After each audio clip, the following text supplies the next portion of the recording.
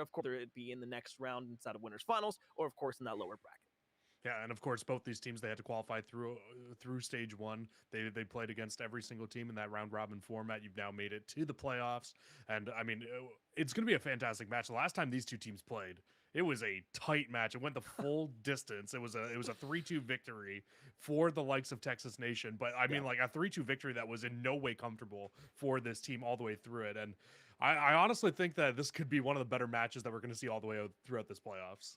Yeah, absolutely. And I mean, you're right to state that. More so importantly, though, a dogfight for the search and destroys overall more than anything else. Because coming into this game, Texas Nation, you're an incredible hardpoint team. Respawn is your game to win.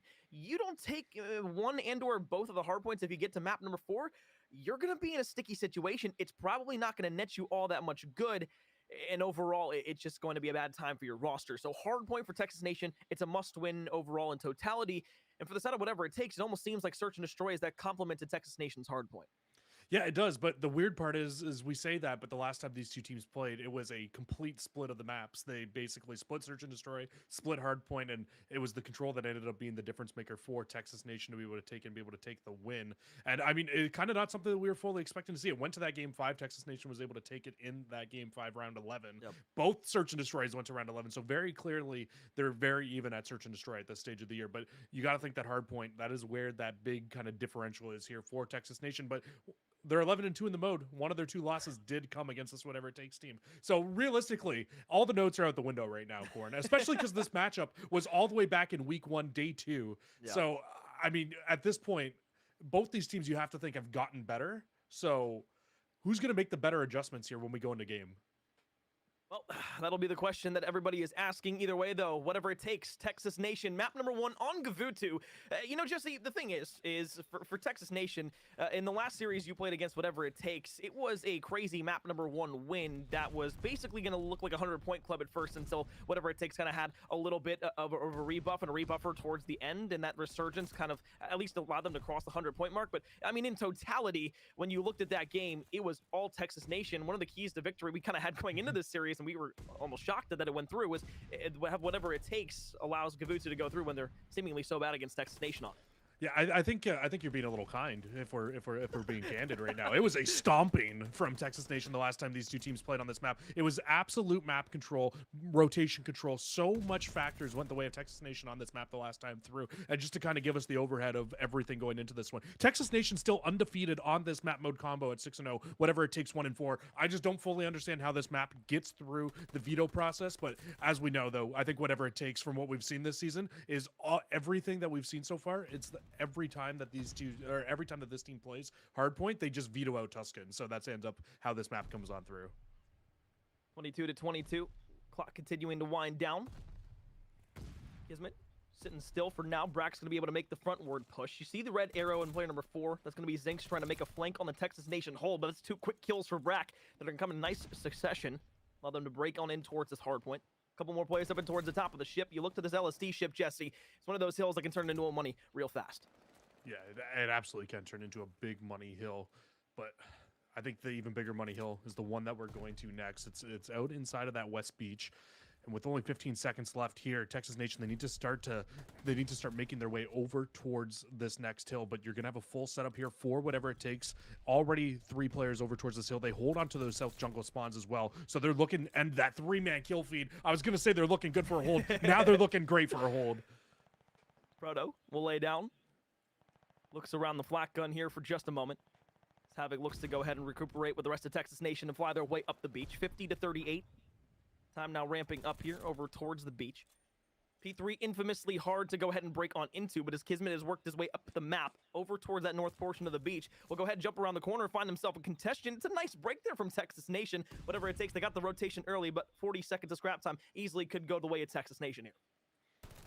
Absolutely could. They're already right back in this hill. But I will say the one big thing that we're already seeing from whatever it takes that we didn't see the last time they played this map was that we've already seen them rotate and set up early on one of these money hills, which is something that was completely out of their game the last time we went to the Gavutu. So it's nice to see this little change come through. And once again, we head towards our new hill, and it's going to be Texas Nation again, or sorry, it's going to be whatever it takes again, set up early at the radar station, ready to go, trying to get a good lockdown and hold here. The issue is, though, is you just can't get broken as easily as you did at West Beach.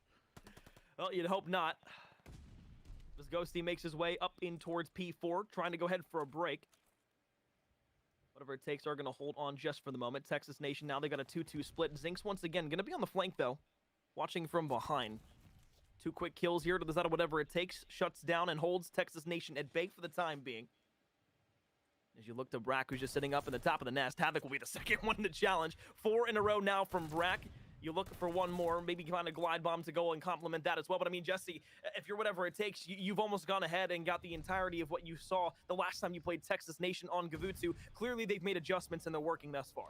It's absolutely great. And Brack, he's going to invest the glide bomb there because he's 1 kill off finding a second bomb for himself. And they still got Texas Nation pinched in the back. It's a perfect flip of the spawns here for whatever it takes. They can now push all the way across the map, set up at docks for this P5 hill. It is a beautiful play of hills, and Brack finds streaks yet again going off here for whatever it takes in map 1. Talk about Brack and Proto, 2 players that can be X factors for whatever it takes. Time and time again, these 2 players have proven to be instrumental in not only taking wins for whatever it takes, but working their way around the map. Slaying has been a huge factor thus far in map number 1, as whatever it takes now have a substantial lead that they've gone out to. I say substantial, it's only 20 points. More importantly, though, Brack, Proto, I call them out. They're going to do it yet again. Another 3-piece in the chat between the 2 of those players. Spawns across the map from Texas Nation. It's looked so good from WIT early on here on Gavutu.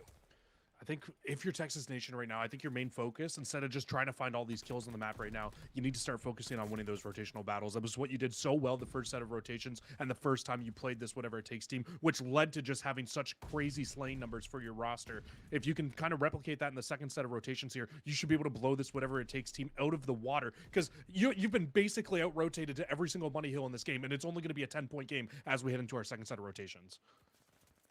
Point 1 pops. You look to Brezzy on the side of Texas Nation at 5 and 12. Would love for him to be able to step up here inside of the second set. Kismet, Ghosty trade back and forth in technical ways. 10 seconds ticked off. Player going to fly on in. Ghosty's going to have the pre-aim directly on, and that's going to be 4 straight kills and a full red kill feed for whatever it takes. A nice break there early on is going to set them up for success. We know how easy it is to, again, turn another hill like P1 into a money hill. They're looking to do just that, as Texas Nation has shown nothing except a bit of passive play. Yeah, it's usually the second set of rotations when this hill can really become that money hill like you were alluding to, and you're starting to see it again here from whatever it takes.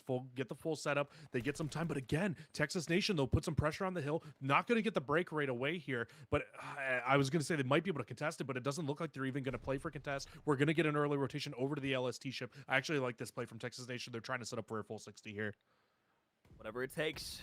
You're going to have to break yet again to the LST ship. You did it last time with relative ease with about 15 seconds. Zinx finds the first kill onto Brezzy. No surprise with how unfortunate Brezzy's start has been here on Gavutu. From the top, you look to break on down. Brezzy will find one. The second one's going to line up directly in front. Brack and Ghosty will pair for a double and fall. You look back to Zinx. Zinx will jump around the corner. That's going to be Zinx's kill every day of the week. The main AR for whatever it takes. Showing the prowess with the automaton. I thought we might just see Brezzy starting to heat up here in this map, and if he heats up, that's when things are going to get really scary for whatever it takes, but a nice 50-point lead for them at the moment. They're not going to complain about that whatsoever, and continuing to grow as well as they continue to lead inside of this LST ship. If you're Texas Nation, I mean, you need to start pushing towards this hill. You don't want this game to get too lopsided too quickly here, because Gavutu is one of those maps where if you fall down, winner's advantage is so huge because you can just keep rotating earlier and earlier and earlier to all these new hills. And once you're set up early on these hills, with how many money hills there are on this map, that's how you can take a game very easily. Difficult to string together, but not impossible. Texas Nation, by no stretch of the imagination, is out of this game just yet. We know how good they can be on Gavutu. It's just, are they going to be able to get to that exact point? Ghosty inside, going to be able to find yet another kill. Zinx with a glide bomb perfectly complements what Ghosty was doing inside of P1. Kismet trying to stay alive, going to get paired there with Ghosty yet again. Goes for 3, almost makes it 4. Around the left side, Brezzy will get some help. Jordan General will be there for a trade. A pinstripe kill feed and another streak invested for whatever it takes will allow them to at least make their way up the beach. Texas Nation, though, with the close spawns, will still be there. Will be able to recuperate with reinforcements and get back on the point. Yeah, but again, this is a perfect flip out from whatever it takes, though. They get the the early time, they get the early portions of that hill, but then they get the flip out, and now they're going to be the first team ready to rotate over towards the radar station once again, which is where we saw them get a full 60 in the last set of rotations, which really started to build this lead up for themselves. I think the only positive right now for Texas Nation is you're getting the scrap time, so you're not completely out of this game at this point. But at some point, you either need to rotate early or get a break early on one of these hills so you can get a good amount of time. Right now, it is just not working for you. You keep at this pace, you are not going to win this game. I mean, Jesse, this goes directly back to the point that you made just beforehand. It's like, when you're the winners, you can continuously rotate out and early, whatever it takes, do exactly that. Now you look to a push from Texas Nation, but it's just all red in the kill feed yet again. Proto will spot out the last player. Jordan General, sure, you'll find a kill there across the map onto Zinx. But you've already crossed the 200-point mark if you're whatever it takes. Texas Nation not looking like their usual selves in hardpoint. More specifically, they were 11-2 on the season coming into this matchup. They're looking to potentially be 11-3 in the most important situation that they've had all season. I think we had streaks at some point on the side of Texas Nation as well, but no streaks really being invested from what I've been able to see here so far. So that's a big differential. What are they really saving these streaks for right now? Are we going to see them get invested towards the later half of this game, or are we just going to let Texas Nation kind of bully you out of the water here in Gavutu? You will see one more final break come in here from Texas Nation. You need to contest this time because you can't let whatever it takes get close enough to be able to win this game at this stage. But as we look to head back over to the Docks Hill, we will have Texas Nation finally set up early for a hill, and this was a hill where they got a lot of time in the last set of rotations. The only issue is right now is whatever it takes, 20 points away from being able to take game one. You're set up if you're Texas Nation, whatever it takes. They've shown abilities to break time and time again into a multiple set of hard points. Brack will jump down, find the first kill there. That's big, because that should give them a little bit of LST control. Brezzy, who's still playing up and towards the top of the ship, will jump down, give the high ground down to the side of whatever it takes. With 38 seconds left on this hill, Texas Nation have yet to retaliate with a kill of their own. Finally, Kismet will get one, while Brack will find the second. Zinx there for another. You have Brezzy and Jordan General, who are the last two players alive. Brack going to be able to check it, finds the gunfight, flies directly at them. Thought maybe you could hop up for a challenge on to Brezzy. Either way, Texas Nation will still go ahead, hold on to the hill for now, whatever it takes. Still on that left side of the map, trying to push on back through. Yeah, but that kill from Brack, it's not only just huge because you get him out of the hill for a little bit and you're able to contest some time, but Brack actually finds a 5 streak with that as well. So that glide bomb going back to P1, where you already have whatever it takes set up early, this could be detrimental to the Texas Nation side if they use this glide bomb correctly. They should be able to close it out here. 233, 226. Whatever it takes, 15 seconds away. They're holding point number 1 down, but Brezzy goes big for 2. Havoc, a potential costly team kill, is going to be able to take down Brezzy at the exact same time, though, but that contest is in. Jordan General with 1. Kismet tries to go back around, but Brack with 2. And Ghosty finds another kill. 9 seconds left. Fly bomb going to be used here from the side of whatever it takes. You look to the Texas Nation players who are trying to recuperate, fly themselves up the map. The foot race won't get there. They tried their best, but it wasn't enough. Whatever it takes will take map number 1. Texas Nation will finally lose a Gavutu hardpoint. Well, we see the adjustments come on in, and I mean, Corn, it's exactly what we wanted to see, right? We see it happen all the time in Call of Duty, but like you said, we had our keys to victory. We literally said, you don't want to play Gavutu against Texas Nation. 6-0, well, whatever it takes, they came in absolutely no fear for this roster coming into this game, and they absolutely tear it up in map number 1. I mean, that was complete control from start to finish. For this team here. I mean, I'm actually kind of, I don't want to say mind blown because we all know that's Nameless's thing, but I'm kind of mind blown. That was a fantastic map number 1 for whatever it takes. They held on to every single money hill, it felt like, outside of Dock. They were the first team there. The adjustments were pivotal, and they were able to take map number 1 in flying stretch. I mean, I know that was a close game. It was 25 points, but realistically, I never at any point felt like whatever it takes was out of that game. Yeah, it was kind of the same thing for me. And, I mean, what better way to start off your playoff run than to take a team like Texas Nation, who arguably is one of the top 2 favorites coming into playoffs after they took down UYU last week to get into the Challengers Elite playoffs here in stage 1. So, you take them on their best hardpoint map. You're a team that's good in hardpoint, not the best overall, but, kind of one of the things that I at least noted before this series, Jesse, was the fact that if you're a team like whatever it takes, the biggest thing that you have on your side is consistency throughout each and every mode. You're not negative at all in any of the game modes, and that includes control and search and destroy, exactly what we're going to in the rest of this series. Jesse, it's scary because the thing is Texas Nation was not a good search and destroy roster, nor were they at least a consistent control roster either. This leaves a big question mark on the table, a little bit of a head scratcher. They have the ability to win these maps and in these modes, of course, but I'm a little scared. I'm not going to lie. I will say, I am definitely feeling that as well with you. I'm a little bit scared going in towards maps 2, 3, and 5 for this team. I think the positive thing though for Texas Nation is both Yeah. search and destroys that you played against them in the last matchup against this whatever it takes roster. Sure. Both search and destroys went game 5 round 11, or so went round 11. You were able to take one of them. Realistically, the Bocage, you kind of threw it away. We saw that happen. Yep. So I think both search and destroys were winnable against this whatever it takes team the last time through. I think a big thing for this roster though is not going down so early, so often in search and destroy. That's something that we saw kind of happen the last 2 times they played. In the first map, it was a 4-0 lead. They eventually brought it back. They choked that map number 1 or map number 2, whatever. Game 5, they went down 4-2. They were able to bring it back. They did close it out. So I think if they can find a way to adjust to this team without falling up down so early on in the game, I think that's how this team could find a lot more success in search and destroy. Yeah, the statistics on your screen right now from map number 1 on Gavutu. I mean, realistically, it's just very telling overall. The slang numbers from whatever it takes really just kind of led the way overall throughout the majority of map number 1. I think what I want to see from Texas Nation, at least going into map number 2, is who's going to be able to complement a player like Havoc, because we know how good Havoc has been for Texas Nation and S&D. Been the big reason why they've won a lot of their search maps, but especially on a map like Bocage, we'll see that potentially if we go to a map number 5, but on smaller maps where he's able to flourish, and Tuscan's one of those, the rest of the team sometimes has a very hard time not only keeping up, but they tend to struggle in some of those maps. So namely, Jesse, we can point to the Bocage map where he was 17-7 or something like that inside of that map, and then they ended up losing it still to this team. Yeah, that you know what, you're absolutely right in saying that. It was a 17-7.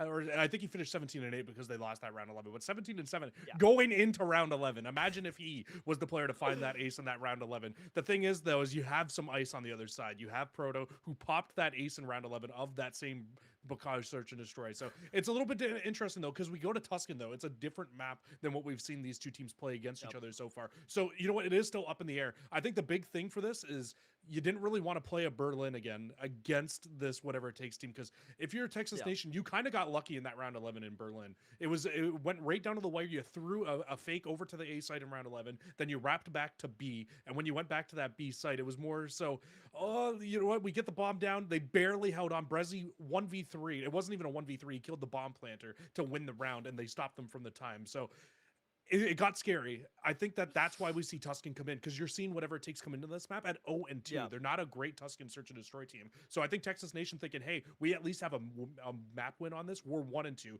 Maybe we're a little bit better. Maybe we can come out and we can take this search and destroy game from this whatever it takes roster. It's always fun to like kind of just sit here and almost theorize about, you know, what we could see in terms of overall feeling in the background of the veto process for these teams. It's like, okay, well, you know, for whatever it takes, you know, do we want to play them in Gavutu again? I guess the answer was probably yes. It didn't get through in terms of veto. I'm underlining yes, sir. They took it to them in map 1. So you go to a Tuscan map where you haven't won at all. You haven't found any success. I mean, Texas Nation, very limited success, as you alluded to beforehand, only having a 1-0 or 1-2 record on this map. But I mean, either way, at least for me, when I look at a map like this and I look at two teams that have struggled on a map such as Tuscan, I think it's very telling of not only what we are going to be able to see, but there's going to be so much that we can take away and kind of push as a narrative, not only through the rest of the series, but through the rest of playoffs. Not just in terms of, oh, they won this map, that's great for them, but more importantly, how they've made adjustments after losing the map several times. Yeah, I absolutely couldn't agree with you more. It's going to be a big question mark here. Who's going to be able to take this map number 2? Because we saw map 1. We really thought that Texas Nation had that in the bag, but it was not the case. Now, I mean, what are we going to see? What were we going to see when we get to here? Round 1, Havoc will open the door with a kill onto Zinx. Bomb going to go down over towards the A site. We say multiple times, yes, we know the mini-map is blocked, but with 38 seconds left, it is going to be whatever it takes. We're going to have to get back to the site in a 2 versus 3. Brezzy's going to be in the back. Proto will have a one-on-one gunfight around the side. We'll be able to win it 2 versus 2 back on over with 30 seconds left. It's looking like a grim round for whatever it takes. They've got to find 2 more kills, and well, the players are set up at top apartment. Yeah, they barely any time to get anything done with this bomb here as well, and they still need to find that defuse as well. So it's just not a great situation, and Texas Nation are set up exactly where they want to be. They have such a great chance. You can overlook this bomb, and that's a perfect play from Kismet. You check the bomb, you look away, you come back, and now with 7 seconds left, you can go back, check this bomb one more time. But let's be honest, nobody's going to be on it. There's a beautiful first round here out of the Texas Nation boys, and a nice 1-0 lead. I love the play there, more importantly, because of the bait and switch. You know, you're both up top there. You normally expect maybe one player to play up there, have the other player roaming around over towards the site to where you can create that pinch play if you need to, down into the last few seconds. Create a lot of chaos and keep the team guessing of where these players could be. However, if you play the top, bait and switch it out the window, well, they know exactly where both players are, but good luck trying to go ahead and not only find the kill onto one, but both of them, and getting the defuse, especially with 20 seconds left. Another offensive round here, this time for whatever it takes. We'll see where they take this bomb, looking like it's going to be over towards A as per typical here on Tuscan. Looks exactly like what you said. Back over to A, something that we're very used to seeing, and Proto is just going to hit through middle of the map. I like this play. He's going to overextend through this portion of the map. You can just keep watching, and you can make sure that nobody on Texas Nation is going to sneak through, and that's going to give the okay to Proto to put this bomb down. He's going to get stun checked as well, but a first blood comes in for Zinx, so whatever it takes with the man advantage now, this puts you in a great spot against Texas Nation trying to retake. Basically the reverse situation here for whatever it takes on the offensive side. 3 versus 2 with 30 seconds left. Ghosty around the corner will be able to trade out Brezzy. Now it's Jordan General in a 1 versus 2. Gets immediately taken back.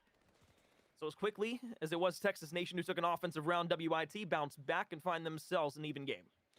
Oh, this just feels like Tuscan search and destroy to me. I don't know about you, Corn, but it's hey, push the bomb to A. Let's get this bomb down as quickly as possible, and then let's defend the A site with all of our might. It really does feel like that is the situation sometimes when you get to this map mode combination. But we'll just have to see what they can do this time through off the start. Texas Nation was an A hit the last time, a very quick bomb plant, and a great post plant setup where they were able to continuously watch the site, and you're actually gonna get 2 players on whatever it takes, pushing out towards this B site right off the rip as well. So it looks like they're gonna try to get aggressive going in through the command center, and Havoc's in a perfect spot to shut this down. So unfortunate, but Ghosty actually slides in and takes Havoc out. And now this sets up a flank play for whatever it takes here on the defensive side. You spot Kismet out in the middle. Now can realize the Brat can not only follow that player, but chase with Zinx looking over the top. So 2 kills off the board here for whatever it takes. I love the aggressive defensive play there. They've only got 25 seconds to get back over towards the site. Good news, it's a 1 versus 3 with Brezzy and a pistol and towards top apartments and a sniper. No way he meant to jump out that window, right? You'd hope not. No way Brezzy meant to jump out that window there. He was in a 1 versus 3 and he had the spot. He had the bomb check spot and he jumps out the window. Oh, that's so unfortunate, but whatever it takes, they will take a defense here for themselves. And I'm right there with you. I absolutely love that play. They throw 3 players over to command center. They find and they sniff out Havoc, who is sitting in the corner. A perfect shutdown. And what that allows them to do is completely get rid of the chance of that post plant setup that they got destroyed by in round number 1 in that round number 2, because they can just push through that alleyway and shut it down completely. Already, Corn, we are already seeing map adjustments come in, and it is only round number 3. Have to see if Texas Nation can now make the same sort of map adjustments here. It was an A hit the last time from whatever it takes. It looks a very similar hit coming through this time. Proto, he's going to watch over this left side once again of the monument, try to just make sure nobody's able to push, and Zinx again finds first blood. This should open it up for Proto to put bomb down. You pull play out of the bread basket, allows you to take a 2-1 advantage. Now you're finding kills all around the map. Brezzy in the middle. Zinx will go ahead, fly around the corner with a submachine gun. And as finally the final kill comes through, whatever it takes, not only 2 rounds, but 3 rounds in a row now. 2 offenses and a defense. And one of the points I brought up, or was going to bring up at least earlier in the top of the show before we went into the match, Jesse, was the fact that Zinx comes into this match being a main AR player. He's been a main AR for the last, I don't know how many years inside of Call of Duty. But the biggest thing is in a map, in a game like Vanguard specifically, when you're on a close range map, Zinx not only is capable of being able to pull out that AR, play those long ranges, but also take out that submachine gun and be a flex player, something that we've seen, but just not enough of over the last few years to really make a point out of it. This year, it's exemplified to the fullest extent, and a beautiful snipe there from Proto to open up the round, jump around the corner, take off Kismet. We'll be seeing you in the next round, bud. Absolutely love snipers being back in Call of Duty. Havoc will tie us back up at a 1-1 though, so this should still open things up. A possibility to be able to get this bomb down over at the A side. It's where they want to go with it. You can see 2 players still set up through mid, 1 player over by this A site in Brezzy, but Brezzy, he might just be trying to catch Proto off, see if Proto gets a little bit too aggressive here with the Car 98. Doesn't look like that's going to be the call though. Brezzy puts this bomb down, so it's going to be a 3 versus 3 retake, and this time though, Texas Nation should be able to get back into that bomb watch spot again. Oh, shot around the corner, Proto. Slow peek. Kill to Brezzy. 3 versus 2. 4 in a row from Proto as well. Looking for one more kill. Potential streaks. 30 seconds left. The bomb is down. Flies from the top with the pistol. Picks up the MP40, but now it's Jordan General. Left in a 1 versus 1. Brack up into the top of the broken apartments is going to be able to take Jordan from behind. Get the kill. More importantly, get the defuse. 4 straight rounds for whatever it takes. Texas Nation. An unusually slow start in a search and destroy. However, we've seen situations, Jesse. We've been able to bring it back on this exact whatever it takes roster. This is not unusual for Texas Nation to start down this bad in a search and destroy, down 4-1. But this is generally where we start to see this team start to make some adjustments here inside of the search and destroy. One thing I'm actually curious to see, did Proto get that kill with the pistol? Because if he got that kill with the pistol, then Proto should have streaks realistically.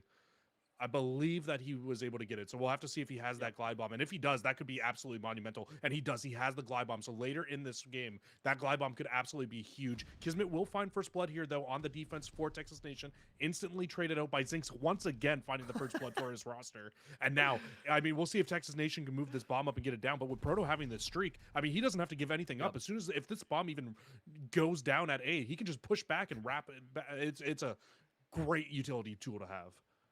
See, the thing is, you know, if you're Proto, you got to be remembering back to the series, the first time you played Texas Nation, and say, okay, these guys have the ability to turn it up and kick it into high gear, bring it back on us. So if I want to save that streak a little bit later on, I might do just that. But they have the bomb, working their way still over towards the A site.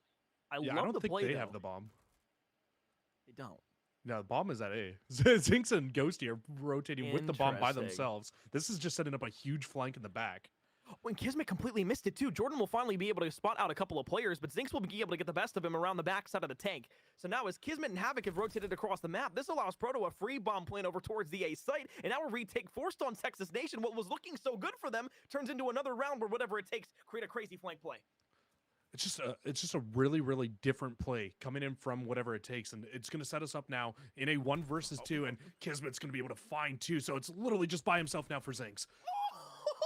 Wow. Oh, by himself. He'll do it with the pistol as well, Jesse.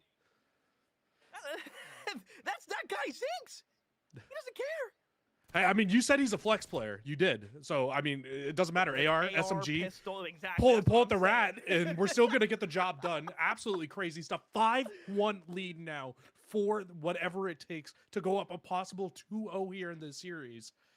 And I mean, they are just playing games with Texas Nation right now. Even in the last round where Texas Nation had offense, they got the bomb down, they got the post plant setup they wanted. I could have closed my eyes and told you where General was going to be for that final player up in that top broken room, because it's just exactly where they've been playing. And it's again the same exact push. Texas Nation, it really feels like they have no differential inside of their search and destroy right now.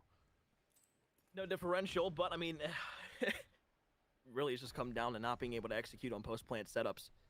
They've gotten the bomb down over towards A every single time here. Brezzy, it would have been such an influential shot here in the round to be able to open things up, but we'll finally be able to find the trade onto Brack, but was taking at least one player off the board. So 2 versus 2, 24 seconds left. You try to work your way back over towards this A site. You're relatively spread out and far across the map right now. This first player through the middle of the map is going to be the biggest kind of pawn in this moment here, because if Zinx doesn't be able to create this pinch here almost instantaneously, it's not going to come through. Finally, around the corner, Brezzy will be the last one there. Turns back around. Zinx will just go ahead and back off for the time being. That's going to allow him to play for that 4 streak, but of course for the glide bomb potentially later on with the final kill to go on 5.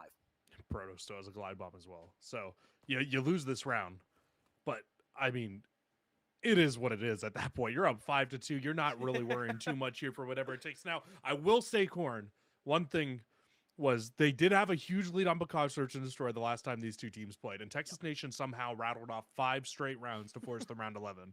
So if that happens again here, I'll be, I'll probably throw something out my window, because I'll be just able to lose that much returns, huh? We'll just have to see. I hope that it doesn't, but it just might here in this round. It looks like, again, a very similar hit to the last time, where you're going to send Proto with the bomb over to A, play a couple players back towards this command center, but not getting nearly as aggressive through command center this time through. You slide on in. Kismet will sprint straight through. Ghosty going to be playing on back. Havoc, some beautiful shots there. We'll find one, can't find the second. Guess who? It's Zinx who goes for 2. 6 in a row, full streaks. A 1 versus 3 here from Jordan General. He was able to find the first on the Brack. Glide Bomb was called in actually over the top, so there will be a streak invested here in the round. Jordan General should know that a player might be coming through from behind. Proto shots are going to be there, has to get into a better position because Zinx is going to be hot on the flank. You're looking to try and push over towards the site. Does Zinx actually spot General out and then call that out? I have no clue. So we don't see the mini-map, Poggers. Well, doesn't look like they've seen him yet, but now you'll get the information on where General is, and he's in his natural habitat up in that broken room. He's going to take the chow on a Proto. It just does not matter. You were in such a great situation again there for whatever it takes, and they close the map out 6-2. Streaks have not really been that big of a factor here in these games so far, Corn, but they're getting them, and they're not even having to use them because whatever it takes, at no point in this series have they put a foot wrong, it feels like. Well, you said at the top of the show, Jesse, throw all the notes out the window, not only about this series, but about both of these two teams, because when we get into the playoffs, everything changes, and usually for the better for most teams. At least that's the case for whatever it takes at the moment. Texas Nation, it feels like they've taken a couple steps backwards, specifically with losing that first map in their hardpoint, and now the search and destroy really wasn't close. We didn't see anybody have that big of an influence on the map overall. It was Zinx who really was the biggest kind of not only meteorite on the map, but control the entire front and back line. He can do it all on the map. We saw that quite clearly every time. It seemed like every round he was using something different. We went from an SMG early on in the game to get those first bloods. Then he was like, all right, I can play it a little slower. We have a nice, comfortable lead. Nobody on Texas Nation could push through him because it's one of the best ARs inside of Challengers at the moment. And then you just see the pistol kills and all the other incredible plays that Zinx was able to make throughout the rest of that game. So there's really no reason to kind of backtrack on anything we've said before, and whatever it takes, they're just playing great Call of Duty today. That is exactly what it is, Corn. They are just playing fantastic Call of Duty. They have come out and they've made the adjustments that you are not seeing come in from Texas Nation here. Texas Nation, they're a great hardpoint team, and that's pretty much all we can say about this team right now, is that they are a great hardpoint team. And the hard part is they lost the hardpoint to start the series, so you lose your bread and butter. Now you lose the search and destroy. I don't want to say it was expected, but it was kind of expected when you're going up against top 4 teams. You haven't had the best chance and the best opportunities to be winning search and destroy so far. It just clearly it needs to get a little bit better if you want to be able to make a run here inside of the Stage 1 Elite playoffs. It just needs to get a little bit better, and I just don't know if it's going to. Now, we head to Control next. I think my only kind of shining light is you're a 3-4 Control record, but when you played whatever it takes, you dominated them in the search and destroy. It really didn't look like whatever it takes had a chance in that search and destroy. The issue though, Corn, is we're not going back to Gavutu. We're going to Tuscan for this Control. Yes, they play somewhat similarly, but I feel like Tuscan is a lot more forgiving than Gavutu can be in terms of playing on offense, and that was where the struggle came for whatever it takes the last time they played Control.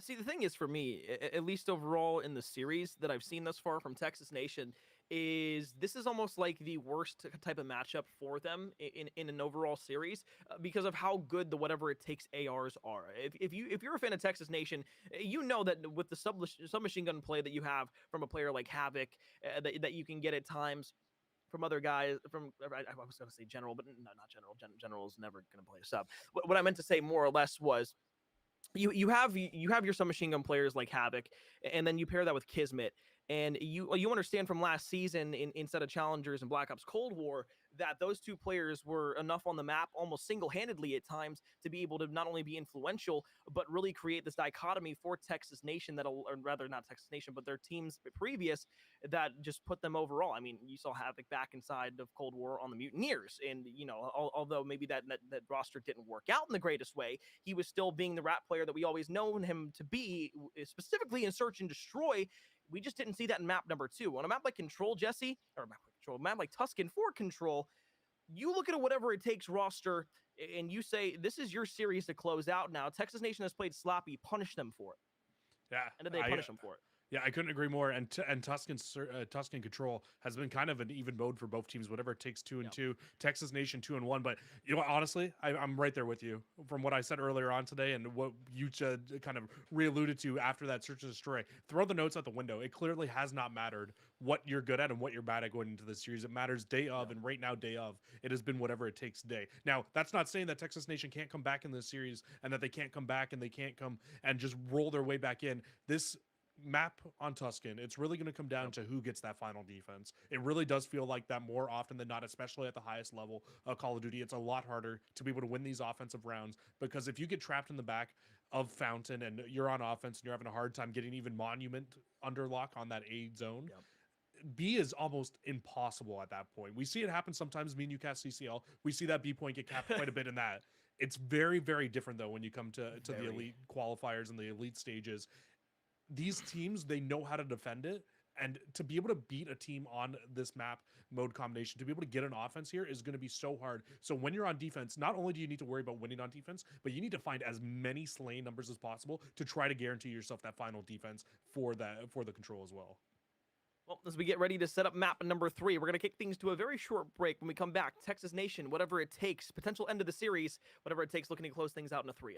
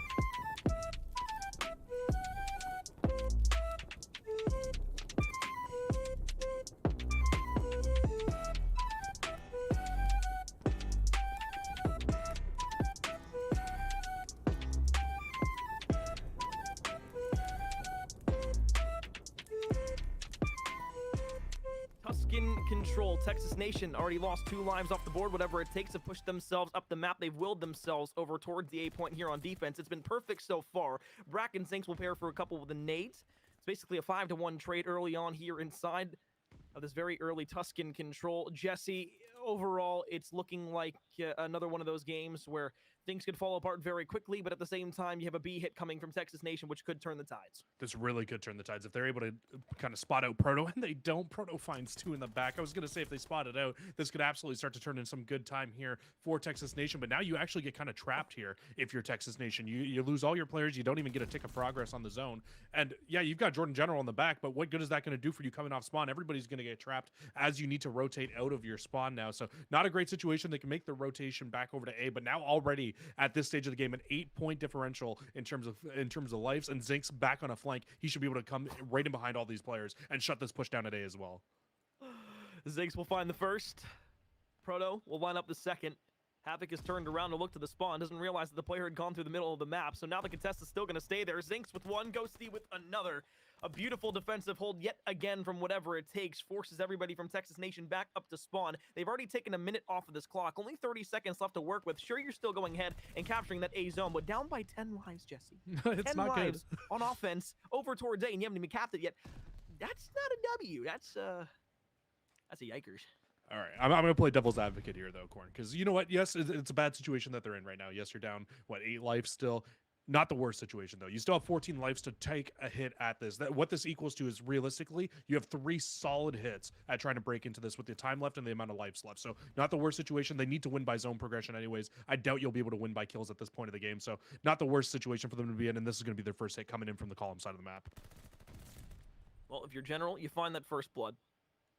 Zinks all the way in the back. You still have player number 5 and Ghosty, who's playing like a rat. up and towards radio and connections, but Zinx finds yet another double. Havoc will bounce back with one of his own. Streak now for Zinx as well, though, so you can use that a little bit later on, and that's so unfortunate because you were trying to cook the nade there. Allows Havoc to go for number 3 and 4 at the same time. Single-handedly has willed Texas Nation onto the site. You've got your first tick of progress, and now it's just about finding these kills, but you gotta look to player number 7 in Proto, who's now coming on a flank all the way from behind in the HQ. You look to the first one. Zinx will invest the glide bomb. Had to there. If you're gonna even have a chance of winning this defensive round, Proto will finally be able to go ahead and make the pinch play in. So what was a 10 life lead now is down to 5. Now make it 4, and you've got to pick progress over towards that B site too. Yeah, but now if you're Texas Nation, though, you've got 50 seconds left still. You have a lot of time. Don't individually push at this one by one here. You need to make a solid team push back at this hill. And Kismet by himself pushes straight into B, loses the one-on-one gunfight well weak. And unfortunately, that's going to completely stagger any push from Texas Nation. You need to wait. You need to hit this as a full 4-man unit. And honestly, you need to stack the point a little bit there. They didn't stack the point at all. And you don't get any time. You only get 1 tick of progression. And you held that point for probably a good 20 seconds there. Needs to be a little bit better. Havoc will find the opening, though. They get 2, so now they can try to make their way forward. Once again, Havoc trying to be the man to will the team over towards the point. Trades back and forth galore. Brezzy, Proto should be a 1 versus 1. Lays down, pops back up, goes for the head, doesn't commit to the kill. And now it's a 2 versus 6 with 10 seconds left. Texas Nation had a few good looks at the point, but to kind of just reiterate your point there, Jesse, most important thing there is when Kismet challenges out by himself, you have to waste an extra 10, even 15 seconds maybe before you can go ahead and take another stab at it. That's precious time, specifically when you're looking to not only capture the zone, but still dwindle down the lives of whatever it takes. Yeah, and it's a really, really tough spot to be in because Texas Nation, they started off that round abysmally. That was terrible. But the fact that you were able to bring that back and maybe even come to a point where you almost won that round, that's great. You were able to bring it back. Havoc actually invested the glide bomb in that offense as well. So let's keep that in mind. That's a glide bomb invested in an offensive round loss. It's something you don't want to see. He still does have that strafing run, though, if they do get to the point where they need to use it on a defense or on an offense. Have to keep that in mind. I believe Zinc still has his glide bomb as well for himself. And this is a great break off on defense for Texas Nation. They find 3 kills in the feed. Havoc's about to go for the jump up here. Beautifully done. Gets the jump up. And now he can start to put some forward pressure onto the whatever it takes spawns. Havoc 13 and 5, still with a streak here. First defensive chance for Texas Nation in our control. Brezzy will just hold on over towards that A zone. Jordan General there as well. Got player number 7 in Proto looking to make a route over towards HQ. Havoc going to be the first one there. Actually will line up too. Kismet will fall as well. Now you look back to the middle of the map. You try for yet another push back over towards the A zone. Brezzy in the corner. Zinc's going to be trying to pair around the outside as well with Brack teaming for 2. Last player alive is number 1, Jordan General on the point. We'll be able to find the off-screen engagement onto Zinx. Proto going to be now flanking around once again through the HQ. You get over towards B and stop in the time. And he's not even going to go for a stop of the time here. He wants to go for these back spawns to really kind of slow down this Texas Nation off, try to take some of their numbers away here. And it's exactly what he's going to do. He's not going to let them reinforce back into A. I think the only situation here, if you're Proto, though, is you've kind of now pushed out of whatever powerful position you were able to get into. You went for the full flank. So, yes, you're going to get A. I think at this point now you just need to play for streaks, though. But he's actually going to hop onto A to go for the completion of the tick here. And actually, is he even going to get this completion of the tick? He's going to hop back on for the final, but he doesn't get streaks from it, so you still need to find one more kill. You do have the numbers here if you're Texas Nation, but Proto finally finds that streak. At least he got the streak out of his phone. I was going to say, he kind of gets bailed out there, too, because I didn't like the fact that you push back over towards A. Sure, you help your team go ahead and capture it. You get an extra minute on the clock, but playing those back spawns, being a nuisance in the base is just such more of an influential play than anything else. Yeah. But again, at least you have the streak to go ahead and use. Now, still looking for a potential strafing run as well. Still on 5 in a row. You're in the church now, though. Brack's going to be the first one in, trying to maybe push out towards the backside spawns. Havoc just looking through the middle of the map for a push into the HQ. Command center, nothing there. I thought maybe for a second Ghosty was going to line up and have Brezzy go ahead and pop for 2.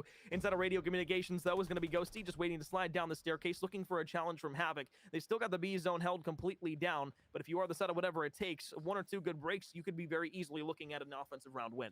I really liked that positioning from Havoc for a little bit there, but unfortunately now he has to come out of the command center, and that's just going to put them in a not-so-great spot. A little bit big over-rotation, though, from Texas Nation. They hit through middle of the map and through church to just kind of come in behind these whatever-it-takes players to not give them those easy shots off spawn, and you actually shut down 3 of them in a row. Only 1 player now left inside of your spawn. If you can clear this player out in Kismet, this gives you a good chance to kind of restabilize and give yourselves a better chance of winning this round again.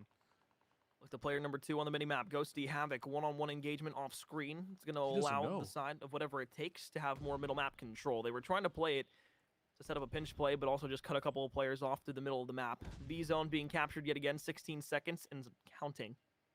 Now down to 13. You're looking for the push here.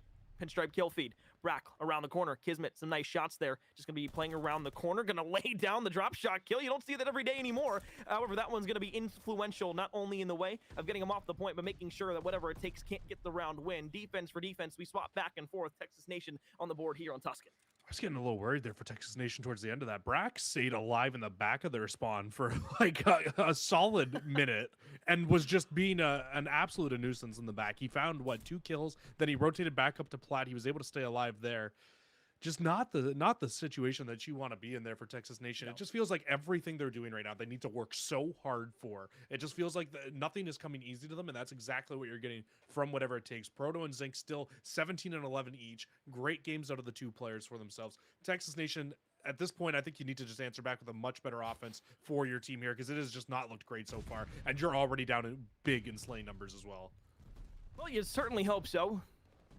You'd hope to maybe turn the tides here and control, find your way back into a series where you're again down 0-2. Remember, this is playoffs, so this isn't, just a regular, elite stage match or anything like that. You're not in your round robins. You're in playoffs. This is for the big money. This is for the end, in not only results, but of course, just again the prize pool and all the validity that comes with it's it, all only the winners bragging bracket, rights. right? It's only you only have 2 opportunities potentially inside of these series to not only make your mark, but again get prepared for stage 2 as well, because that also comes with qualifying for playoffs. You also are guaranteed yourselves in stage 2, whatever it takes over on the point. They've gotten the A site so far. However, with a nice little break back on in, Texas Nation this time will add an extra minute to the clock with 2:17 left. Much more manageable this time, Jesse, with the amount of lives that they have left. Well, the last time we came here, they had a minute and a half, and they had maybe 1 or 2 chances of trying to break into this. This time through, a much better look. Like you said, you get a lot more time to be able to try to break on into this zone. The issue is, though, Havoc is really not doing much for his team back here at the moment. That's why you're seeing him start to make his wrap out. He's going to end up falling as well. By yourself in the back, when nobody's challenging you, is not a great powerful position. When you're in the back and whatever it takes has to make that wrap back and get you, that's when that spot is very, very aggressive and can work really well. Just in that situation, not the best spot. And General, unfortunately, going to line up one of his teammates here, and that's going to completely slow this push down. Actually, they do end up finding 3, so now they can start to make their way forward. That kind of gets a little bit bailed out there by them finding a couple more kills. Really like the streak usage here, because not only are you going to be able to find 2 kills with it, but that allows player number 3, Embrezi, who was team kill beforehand, to get back with the rest of the team over towards the point. You take a few crucial lives off the board of the defensive side, and now as Embrezi is able to find 1 through the middle of the map and into the church, you can really start making this pinch not only around the point, but then start to suffocate onto the actual point itself over by B, like you were a snake trying to suffocate its prey. You get onto it for the time being. Havoc is still there, but more importantly, Jesse, whatever it takes, once again, do a great job on defense to hold Texas Nation back. Absolutely shutting everything down here for whatever it takes. And I mean, now all you really need to do is play the time. You don't really need to worry too much about lives here if you're whatever it takes. And that's why you're seeing them not get too aggressive. They're just waiting for Texas Nation to fall right into their Venus flytrap. Proto around the side. Kismet gonna be there for a challenge. Making your way up the map. You're up by 3 in terms of lives. Glorified team deathmatch has started, but with 35 seconds left, I don't think it'll go down to kills. Should go down to the time. Kismet still up top. We'll go ahead and challenge around the corner. You go for a 2-2 trade. Still the 3 life advantage for Texas Nation. Now with 30 seconds left. Brack gonna start making their way up and towards controls. This is the crunch time, Jesse. This is where you have to make the play, and the streak will be invested. Yeah, the streak gets invested. The streak finds nothing. All it really does, though, is it forces the whatever it takes players to get inside. So realistically, you got 1 more shot at this if you're Texas Nation to try to get in, get onto this point. They will find 2. They can get onto the point now and stop this clock.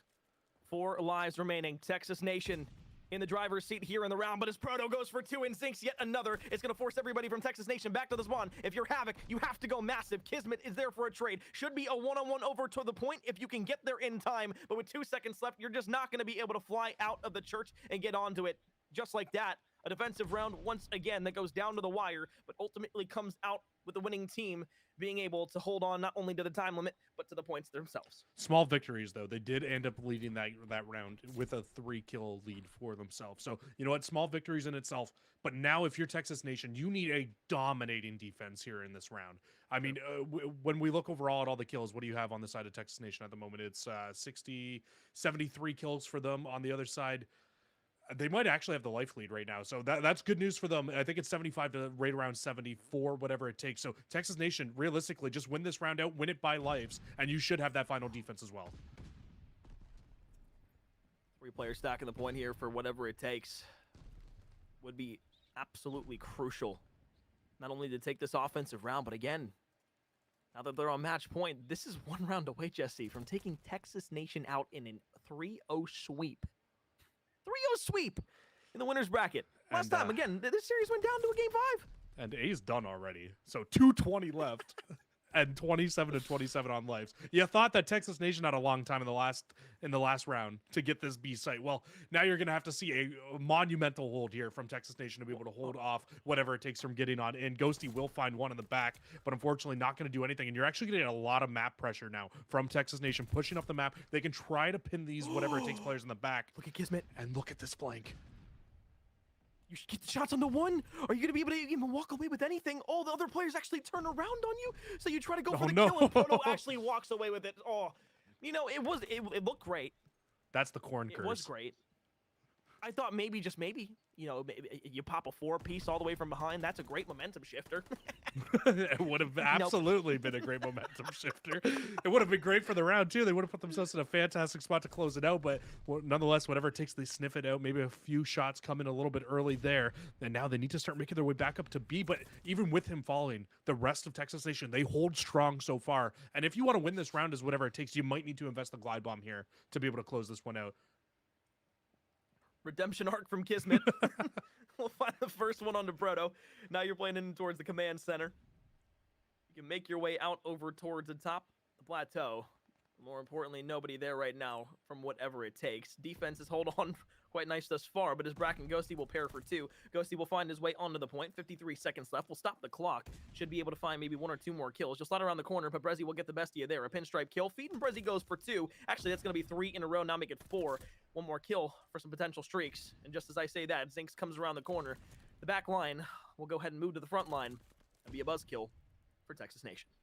Yeah, but if you're Texas Nation here, though, you need to make sure you're closing this round out, and you're closing it out with the man advantage. They're already a 3 advantage. Make that 4 now for themselves. So things still looking good. 30 seconds left here for whatever it takes. And the lives are honestly so even right now that I really don't know what number Texas Nation needs to get to be able to close this round out. That's way too quick a maths I need to be doing right now.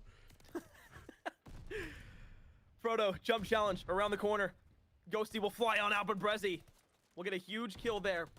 Proto will be the second one there. Jordan General will help. Now it's just up to Brack, but Jordan General and Brezzy go big. Might say 17 and 26 for Brezzy, and yeah, it's not the most influential performance or the flashiest performance, to say the least. However, he's done enough here in this round and the last few to get some big kills at the end of rounds in order to help Texas Nation not only stay alive, but force the round number 5. I want to say from just round number 1 specifically, I would probably give defense to Texas, or rather to the side of whatever I think it Texas takes, Nation actually got it, to be completely candid with you. I think that they had enough kills in that final round to secure the defense, just from the numbers alone, what it looked like. And they absolutely do. Wow. Texas Nation gets the defense after being terribly outslayed in round number 1. So whatever it takes, not the best look. It's really Ghosty and Brack falling behind in the kill department at 16 and 18 for the 2 of them. They needed to pick it up. They just did not. So Texas Nation, now the ball is in their court. They have absolutely every chance to be able to close this game out. We just saw them hold on to B for 2.5 minutes. Yep. If they can do that again and replicate some sort of that success here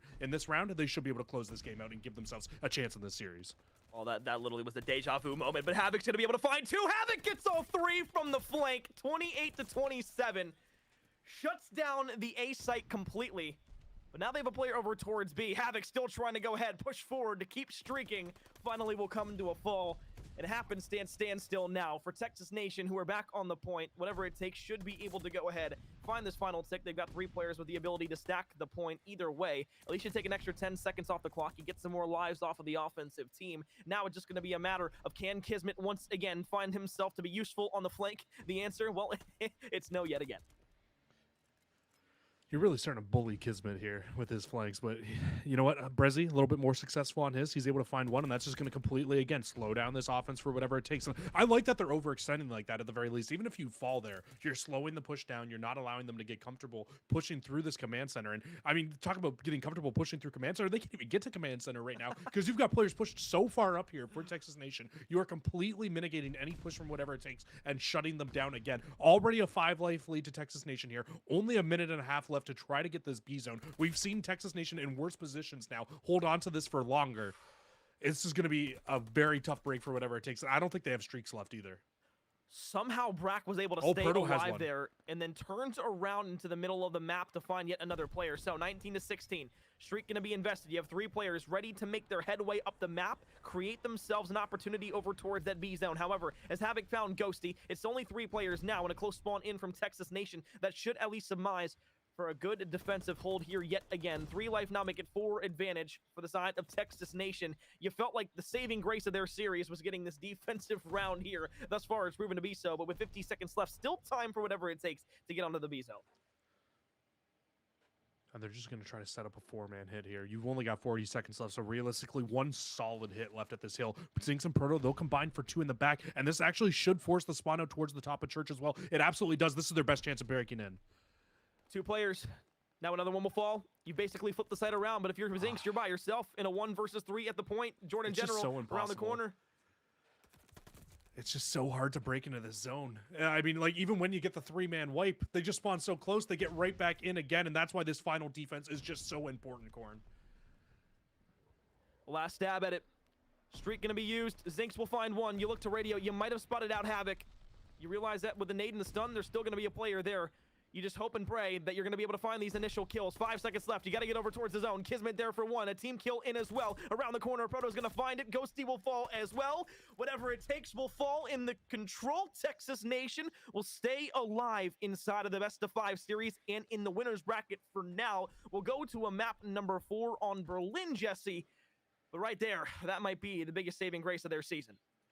It might be. It very well could be. But now we go to the back half of the series, and that is where things get scary. But we got to talk about this control a little bit first as well, though. Like, I mean, yeah, whatever it takes, it really felt like that could have been a 3-0. After round number 1, it looked like it was in their favor. And I was right there with you until I started counting out the numbers and I started trying to look and really figure out who was going to take that final offense and get that final defense. And whatever it takes, I guess it was just their 2 defenses were not as dominant as the 2 defenses on the side of Texas Nation. And that's what ended up not allowing them to close that round out for themselves. And it's an unfortunate situation for themselves to be in that spot to not be able to close the round out. Yep. But, I mean, at the end of the day, Texas Nation, they just simply did a better job there in that control map to get that final defense. And it's almost exactly what we saw in Gavutu. They get the final defense. They close the game out for themselves. Good job for the Texas Nation, but now comes the hard part. You go to the back half of the series where you've lost both these maps already to whatever it takes early on in the season. Yep. Take a look at statistics here in just a moment, but I mean, just one memorable stat that I have in the back of my mind right now. 38-21 from Havoc there in that final map.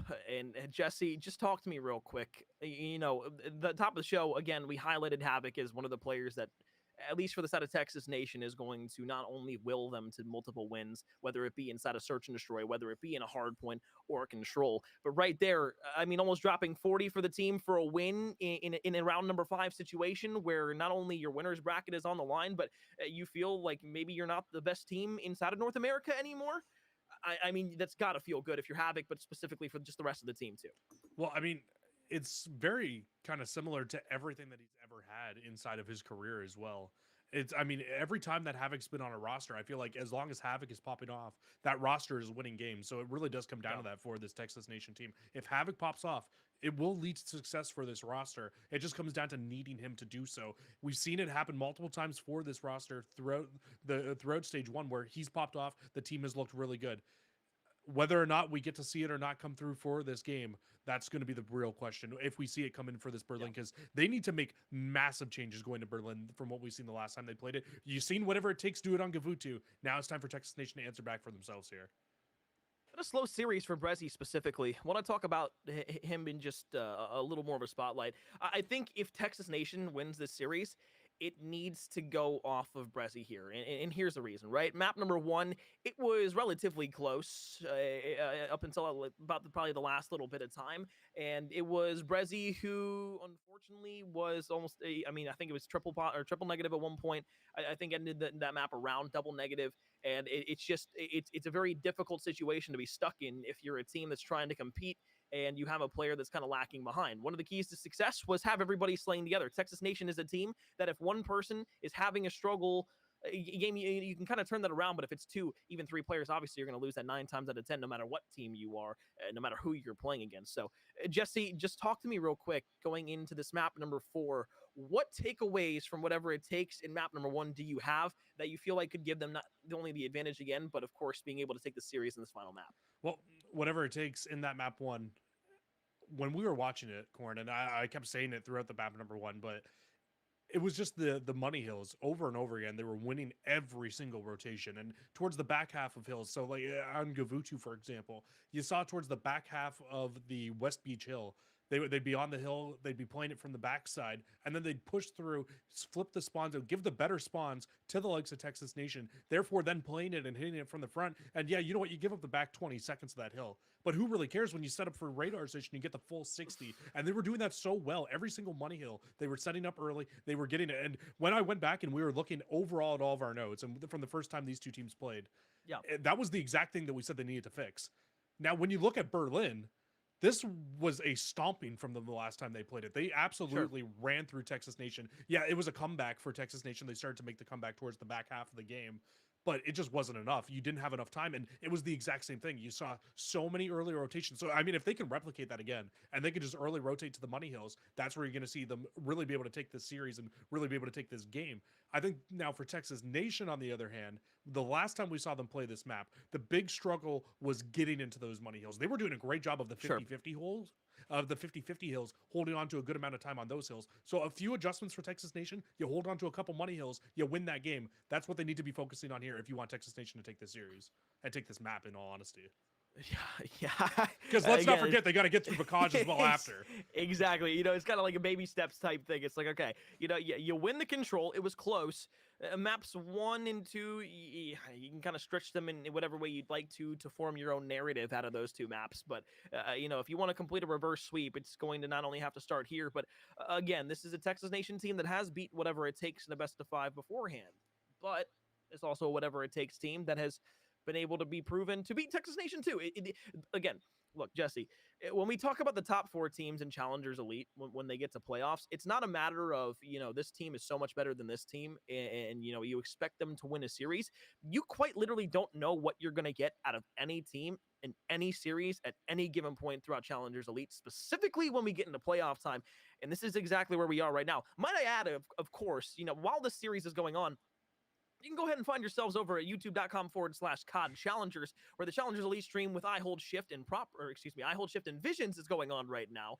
You know, that's also complementing this stream, but that's our main home and main hub for Challengers. That's 18 and cracked up against UYU right now. So that's the double dose of Call of Duty. If you're not having both of those streams open, or you don't have them both tabbed right now, if you are on your PC, go ahead and do that. Or if you're on your phone, go ahead and swap over there until maybe you come back and see that this match is going into map number 4. Either way, again, youtube.com/COD Challengers. That's your home, that's your hub for the entirety of what not only comes after the stream is over here on ClutchGG, but where you'll find everything else in terms of the overall playoff bracket and everything. So I know we're vamping a little bit here. It's I mean, you know what's crazy, Cord? You know what's days. crazy?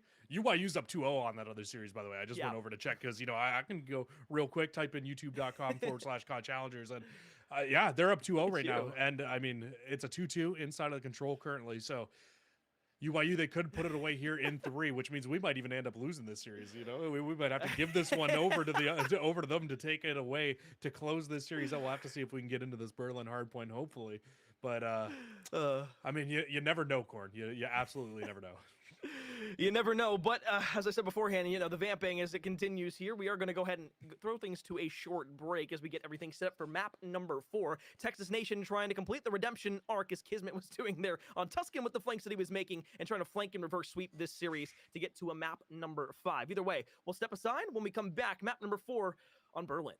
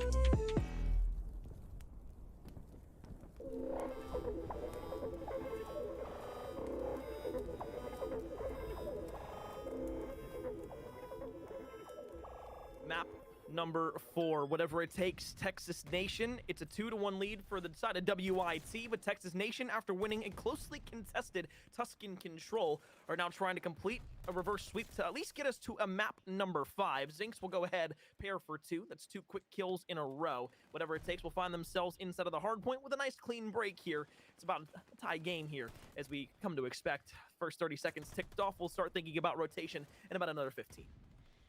And whatever it takes now with winning those last couple of kills with Proto and Brack, this should actually set them up for these back 20 seconds. I would be very surprised if Texas Nation continue hit into this hill, but it looks like they're going to throw a few more bodies at it, and what that's going to allow is whatever it takes to now get the numbers going over towards our next hill, and they might even be able to string hills 1 and 2 together here and get a big lead right off the rip. We've seen time and time again here on Berlin, stringing 1 and 2 together, not the hardest thing to do. Still is a bit difficult, but if you can do it, get yourselves out to an extended lead right off the rip. It's going to bode well as we get into the later portions of this game, specifically over towards points 4 and 5, where both of those can either be money hills or kind of just scrappy hills back and forth, especially as teams are fighting not only for spawns, but of course rotations over towards not only point number 1, but of course trying to set themselves up for the rest of the next set of rotations. Brack inside. Ghosty will pair for 2. 3-1 trades. Whatever it takes will come out on top. But Kismet inside of the point, pairing with Jordan General, going to be able to find 2. They break themselves in for what seems to be some of their first points of the game after they barely got anything by spawning close to P1. And this is looking almost identical to the last time these two teams played this map against each other. It was just early rotations from whatever it takes when winning every gunfight on rotation. And you're seeing it again right here as we go to look over towards hill number 3. You do have a big win in the back for Kismet here, but he's just going to get pinched out. There are still so many players in the back for the likes of whatever it takes that they find all those kills, and they should be the first team once again set up here. But a huge kill in the back for Havoc, and it's actually going to allow Kismet to spawn on him, and the spawns flip out for Texas. Zinx around the corner. Shells for 2. Havoc a trade on to Ghosty. 48 to 31. Close spawns now for Texas Nation. They broke in oh so perfectly. Now whatever it takes, it's on you. What can you do yourselves on a break? Rezi from the back with an automaton. We'll be able to find the first. Kismet there around the corner. Costly team kill as Ghosty will fly on in, but everybody from the side of whatever it takes will fall. Texas Nation has done not only a great job of breaking in, but holding this point down as well. And Jesse, one of the points I made beforehand was that Brezzy needed to step up 9 and 6 on 3 in a row. Absolutely love to see that he has stepped up here in this game. And I mean, I just want to go back to that break one more time right off the rip there. If Texas Nation gets that kill, maybe 1 second later, they don't get that spawn.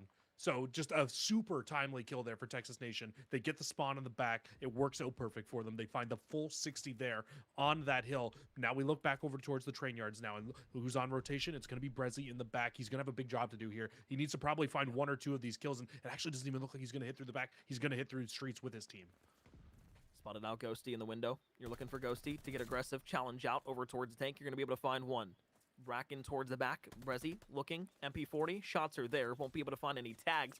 We'll get at least peppered up from behind. Kismet with the trade there. One person we haven't really talked about much at all throughout the entirety of the series thus far, Jesse, is Ghosty. One of the, I guess, born and bred CCL players that we can really point to in the challenger scene, at least when it comes to making the name known, was on that Illini Orange roster last year, was stellar throughout the entirety of the year. It was such a good feeling, at least for everybody in the CCL family, when we saw Ghosty not only popping off inside of challengers, but really being that first name that everybody could allude to and be like, damn, well, we watched that kid grow.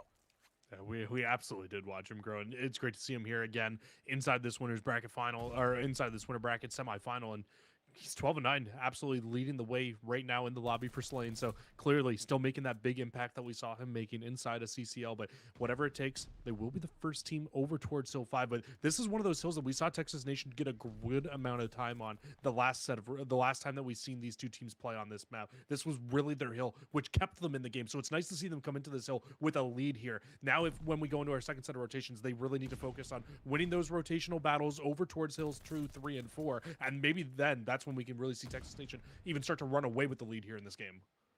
Well, if you're feeling frisky and you like the map of Berlin, you can go ahead and check out the main stream that's also being played on a map 4 of Berlin. 18 and Cracked were able to take map number 3 inside of that series. UIU still with the 2-1 lead, very similar to what we see right now between whatever it takes in Texas Nation. Again, that's on youtube.com/COD Challengers if you'd like to go ahead and take a look at that series. Either way, though, as we go ahead and find ourselves in our second set of rotations on point 3, Texas Nation has gone ahead, found themselves a nice bit of time, and of course a lead. Jesse, wouldn't it be crazy if map 1 of Gavutu didn't go to Texas Nation, but the one on Berlin did and completely flipped the series around? I'll lose my mind. I will absolutely lose my mind if all our notes are just completely out the window, like we said. And again, though, back to this P1, and it's all whatever it takes. It's the money hills again. It's looking very similar to the last time these two teams played. Super close through the first set of rotations, but ends up getting taken by Texas Nation towards the later half of the game. They really start to make their way back into it, but this time they don't even need to make the comeback. They're up this time through the game,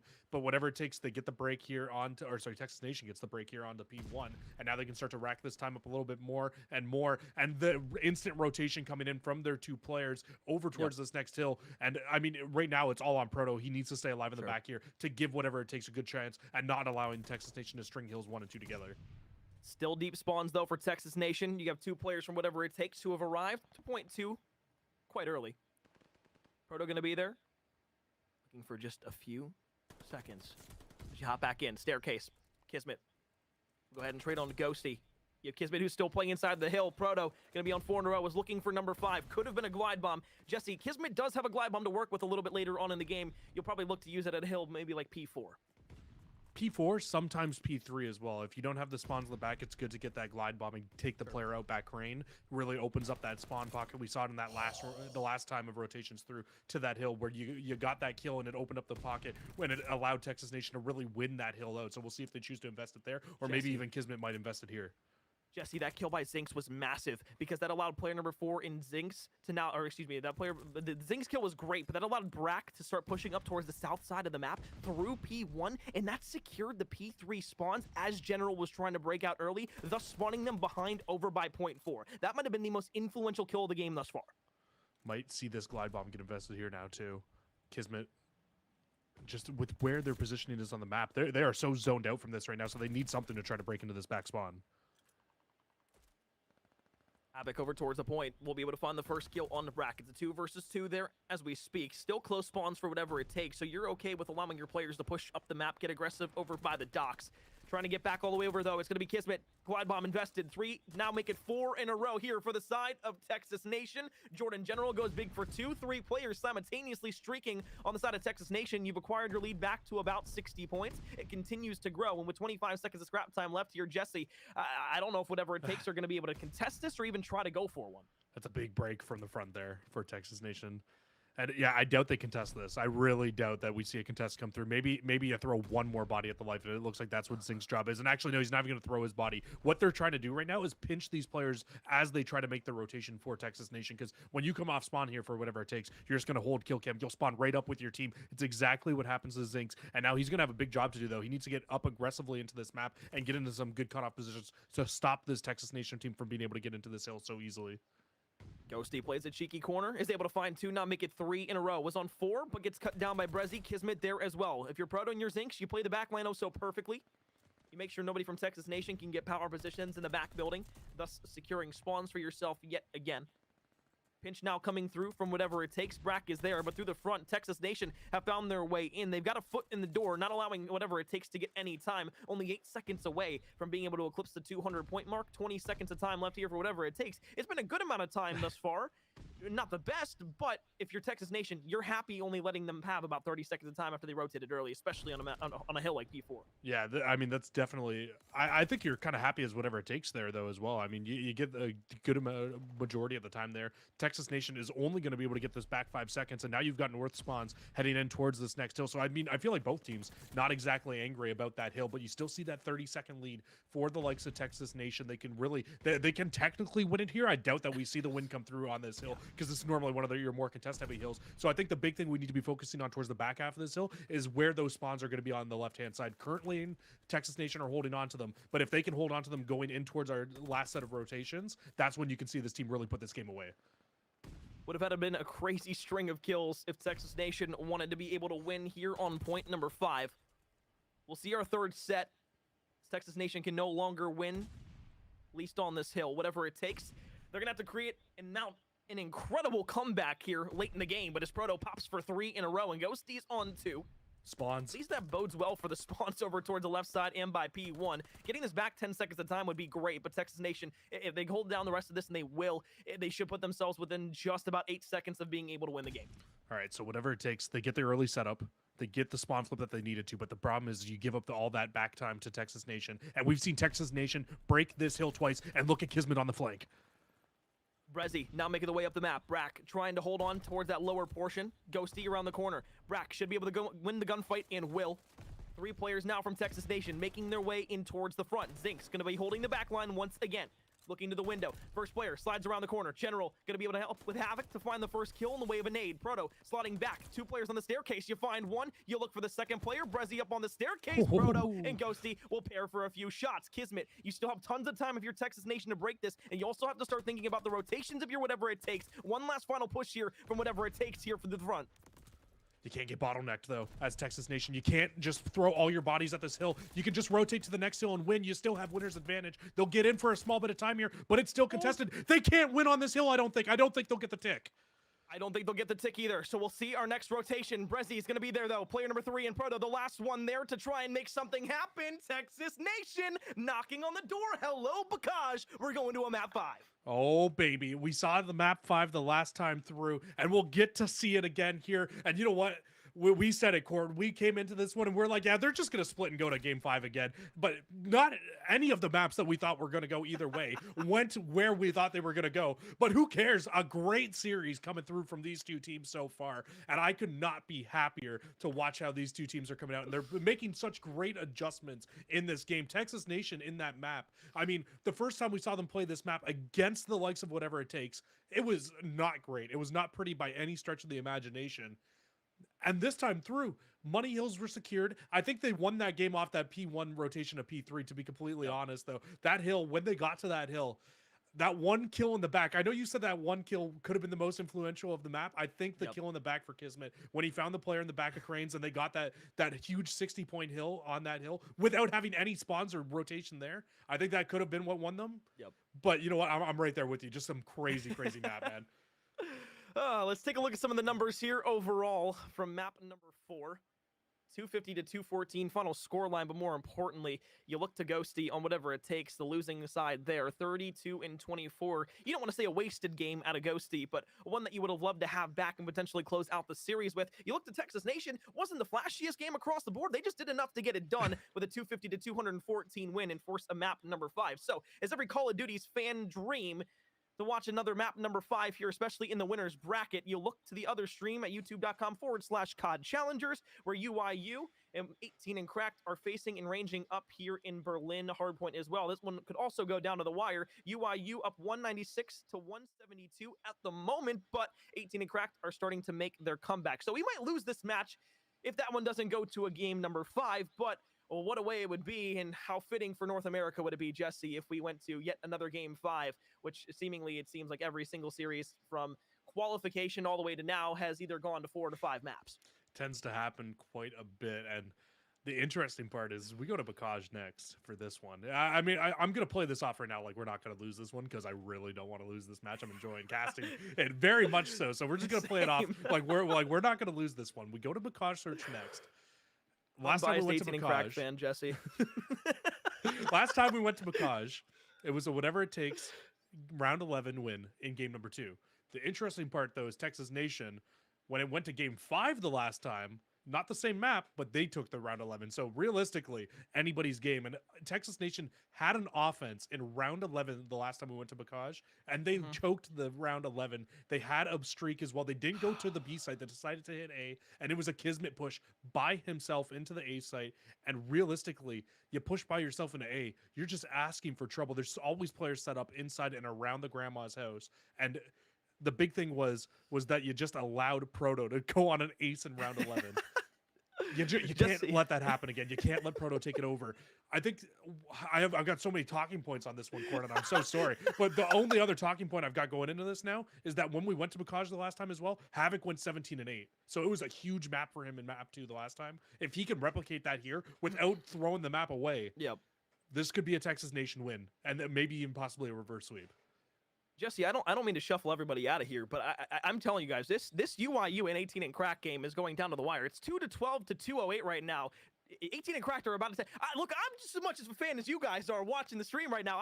I'm just sitting here waiting to relay the information to you guys that might not be able to watch both streams at the same time and say, oh, hey guys, that one's going to a map 5 as well, or at least I'm hoping for it. Again, I'm not non-biased caster here, but you know, I'm kind of rooting for 18 and crack to send that to a game 5, Jesse. So, you know, again, as much as I want to set this game up, this is extremely important as well, because again, the winner of this plays the winner of that series, and the loser, well, again, plays the loser of that series. There's only 4 teams in the playoffs this time around in the elite or rather inside of the elite stages, akin to last year where we had 6 in total, and then only 4 of those made that next stage after going ahead and finishing top 4. So, Jesse, as we sit here and just kind of frame this up, are you also watching this game too? Because this is quite enthralling. I do not currently have it pulled up, so I mean, if you want to keep relaying me the score, I will not be opposed to send. Sure. What's the score now? What hill are they on recording? Give me the showcast over the showcast. I'll get you the AM radio broadcast version of it. It's hill number 2. They're in the money hill right now. 240 to 215. 18 seconds left. 18 and crack have the lead, but the close spawns in from UIU. They're gonna get the scraps on. Oh, that's. Well, I can't come in, unfortunately, with a color point here for you, but it just. I mean, I'm really hoping that one goes to game 5 as well, because I really want to cast a game 5 here. Hopefully, game 5 round 11. We'll see what happens though. Corn Jesse, Corn, do you have an update? 250 to 221. 18 and cracked. The same as Texas Nation, by the way, forcing a game number 5. Both teams looking to reverse sweep here in the semifinals of the winners bracket. So that is Jesse. just. It's North America COD, man. What do you expect? I mean, look, I think that all 4 of these teams are just so evenly matched that this is what you get when you come out of it. Oh, well, I'm excited now because that means we get to keep our match. They get to keep their match. But 2 games going to game number 5 in North America on the first in round of playoffs is, well, not only spectacular, but kind of the best case scenario for everybody, because everybody wins: casters, players, and of course the fans like yourselves. Well, except you for the guys team get that loses to watch round great 11. call. Yeah, well, you know.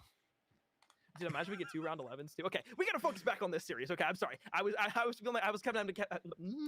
having a Kevin Harlan moment. You know what I'm saying? Where he was calling both NFL games at the same time that one time during the playoffs. That's how that felt right there. Just watching the both games. I'm sorry we took our attention away from this series. Deeply sorry. We'll come back to it now. Whatever it takes. Jesse, 2-2. Texas Nation. Game 5. I'm having such a hard time keeping composed with you right now. You are like scatterbrained at the moment, sir, all over the place. What's different than any other time? Come on. I mean, I'm here for it. I'm absolutely here for it. Are we going to reel this one back in now? We're going to start looking at this Bocage search and this right? Yes. All right. Well, I've already hit a lot of my talking points, unfortunately, because, I just rambled through them all. But you know what? We're going to keep it going here. Texas Nation, I think if you want to come out and you want to take this search and destroy, I think a big thing for them coming into this one is you just can't go down so early, so often. And it was a 5-1 lead, or it was a 4-0 lead for whatever it takes the last time they came to this map. And being up 4-0, even though Texas Nation won 5 rounds in a row, they were able to close it out after that. The thing is, for Texas Nation, you don't go down 4-0 right off the rip and you still rattle off those 5 in a row. That game is so much easier to close out. So I think the big answer for Texas Nation is you need to stay in this game in the early rounds before the mid-round adjustments come into play. You need to win some of those early rounds where they're a little bit weird here and there.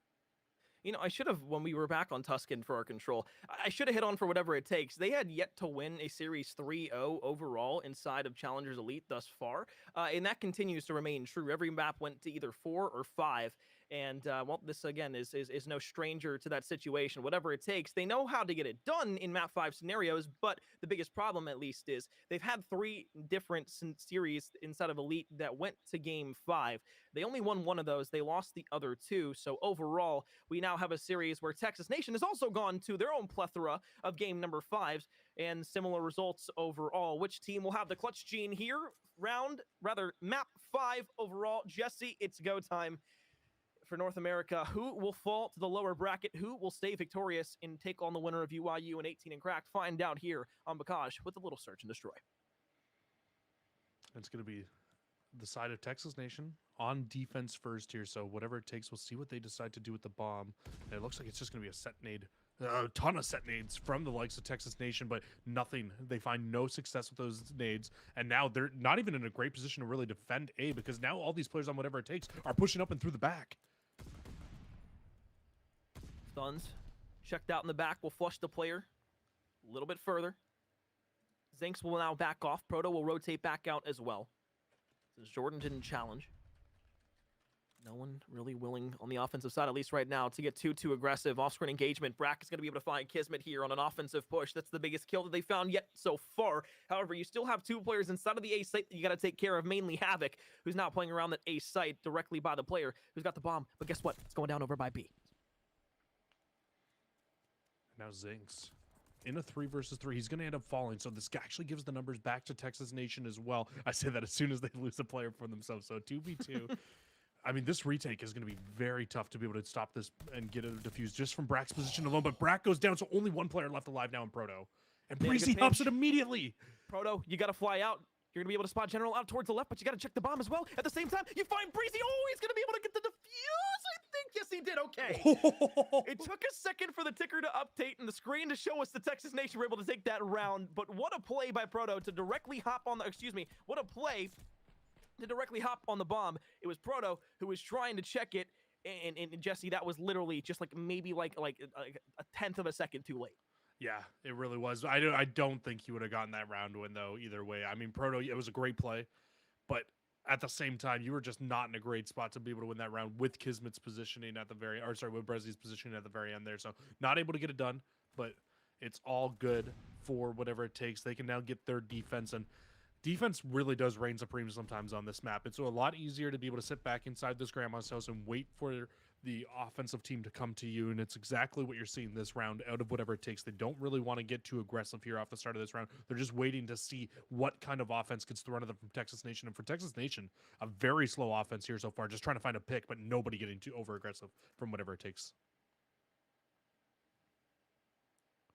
Very similar to what we saw in the last round, where Texas Nation was on the defensive side. Whatever it takes was trying to push up the map to get the first blood. However, after finding numbers early on, it didn't net them all that much, except a bit of disappointment towards the end when Proto wasn't able to check the bomb in time. 35 seconds. You've got to work your way in towards a bomb site. You've gotten yourselves into A. Maybe you might have heard. Bomb go down to Will. 45 seconds left. Texas Nation. Post-plant set. And they got out of dodge. They completely got out of there. So Texas Nation, not only did they have the bomb down and the man advantage, but now you're out of the blunder, and you're in a great spot to be able to close this out. But a 2v2 comes in. Havoc will find one more. So 1 versus 2 now. Brack, he has a big job to do here. He spots both players. He knows that one's in the top of the barn. He knows the other's playing through the middle of the map. 20 seconds left. You got to go. And you got to make it quick because you got to now find the second player in Havoc, who's got to dodge himself. Flies around the corner. Havoc will win the one-on-one gunfight. Texas Nation will go ahead and take that round yet again. So it's a 2-0 lead now here in the Search and Destroy. Jesse, I don't want to be the bearer of bad news, but I haven't seen, or whatever it takes, go down 2 rounds of Search and Destroy in quite some time.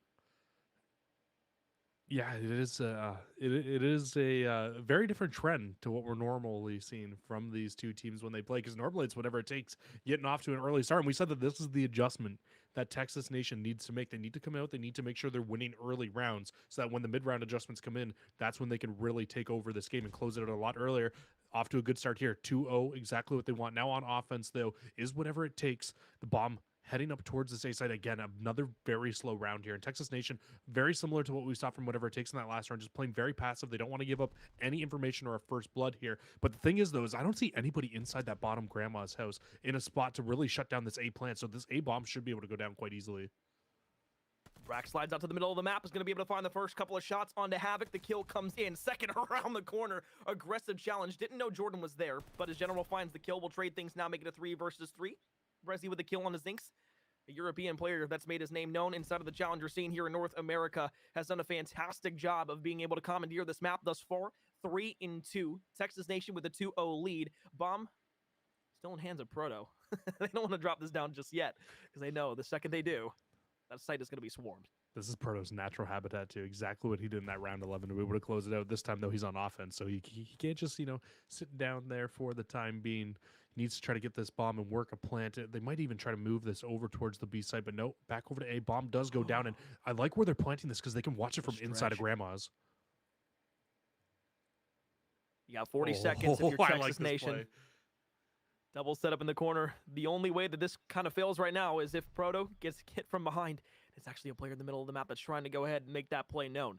Proto back against the wall. Ghosty gonna challenge out for a second. They wanted to check the bomb. They do. Oh, did he get the might actually timing? come through. Ghosty slides around the corner. Oh, but a beautiful challenge there from Proto. Gets out of dodge, out the doorway. Challenges back around. Automaton almost able to find the shots and the kill. But another quick round in a beautiful retake from Texas Nation allows them to take a commanding 3-0 lead here in the Search and Destroy. Bocage, a map that they're not really well suited for in terms of the way that they all play together, is a map that they're finding a lot of success on here early. That was always going to be a tough round to win. As soon as you're down in the numbers on offense, putting the bomb down, it's a tough spot to be in. I really do like how they played that round, though. I really don't think they would have had a better shot doing anything else besides what they did there. Put that bomb down, play together. Unfortunately, you lose that first gunfight because it was perfectly played from whatever it takes. From Texas Nation. As soon as they realized that bomb was down in a spot where you could watch it from that hallway of Grandma's, they instantly put a player on the bomb, had another player watch over them with their gun, and it just completely stopped any little bit of a push here. Much more aggressive defense here coming in from the likes of whatever it takes. So really changing up the pace of the game. All 4 players going over to A. They need to make sure Texas Nation doesn't spot this, though, and they get 2 kills from Texas Nation. They can just wrap if they want, but at this point it's TDM. There's only 1 player left.